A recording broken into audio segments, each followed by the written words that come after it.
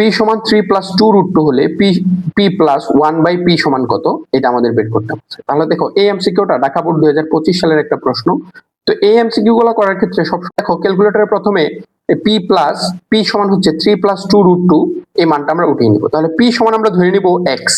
তাহলে প্রথমে আলফা, এই যে এক্স, এটা সমান হচ্ছে আমরা পি সমান ধরে নিছি এক্স, আবার সমান দিতে হবে। তাহলে আলফা এই যে ক্যাল, এটা সমান, এখন উঠিয়ে নিব 3 প্লাস 2 রুট 2, তাহলে 3 প্লাস 2 রুট 2।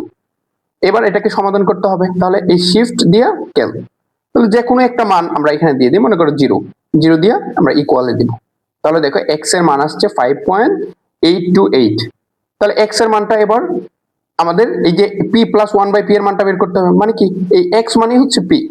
এবার দেখো আমরা এই এসি তে চাপ দিয়া আমাদের এই x এর মানটা বা এই p এর মানটা আনসারে স্টোর করা আছে। তাহলে দেখো p মানে কি আনসার, তাহলে আনসার প্লাস হচ্ছে 1 ডিভাইডেড বাই আনসার, কারণ p এর মানটা কোথায় স্টোর করা আছে, আনসারের মধ্যে।